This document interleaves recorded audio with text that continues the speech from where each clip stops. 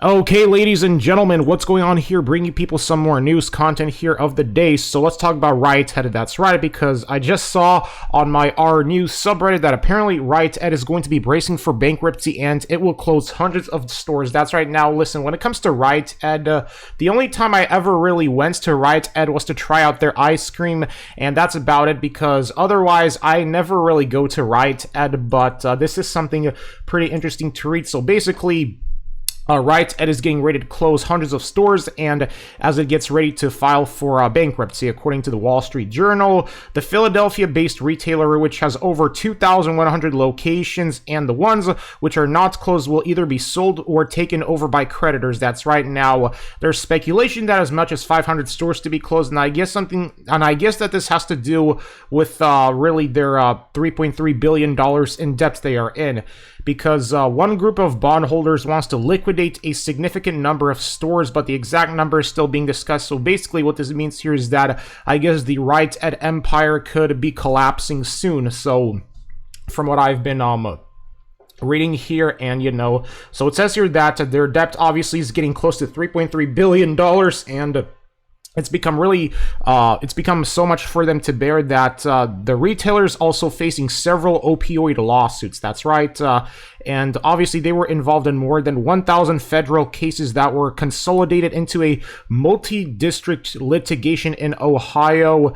And it's looking at similar cases as a result of the retailer, because they are putting the finger at them as a contributor to the opioid epidemic. So basically, it feels like here that Rite Aid, that not only is it because of the I guess you could say that either the government, is pointing the finger. I'm talking about the U.S. government, of course. They're pointing the finger at Rite Aid here, from my understanding, and they are basically saying that it's their fault that that they contributed to the opioid epidemic and all that. So that's my understanding, what I'm getting here.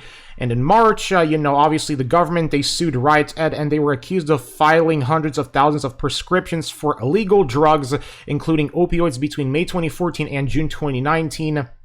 And the DOJ believes that they ignored any guidance that has been given to pharmacists about, the illegal drug distribution.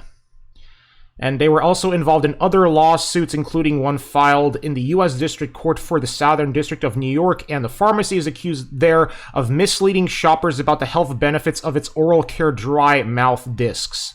And the company's 2023 first quarter results were bleak because, for quarter one, they apparently reported a net loss of $306.7 million versus the $110.2 million in losses in quarter one of 2022, and adjusted net loss of $40.1 million and adjusted EBITDA of $91.7 million. So, obviously, for Rite Aid, they made $5.6 billion, which was about $350 million less over the year. And at that time, they blamed the poor results on the reduction in the company's prescription drug plan membership and the loss of commercial clients at pharmacy services provider Elixir.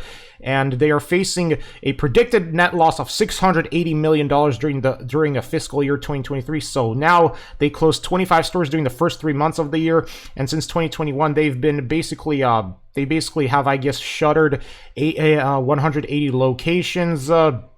And they've been looking at merging with other companies, including Walgreens, Boots Alliances, and Albertsons to help with its capital stress. So basically, it looks like that for Rite Aid, things are not going really well for them at all, because obviously the government, has came down on them very, very hard. So I wonder what this is going to mean. Are they going to merge with them? Because at this point, if they continue experiencing losses, especially losses in revenue, then I imagine that they will just be forced to merge with either Walgreens or Albertsons. So yeah, let me know what you think about this news story of the day.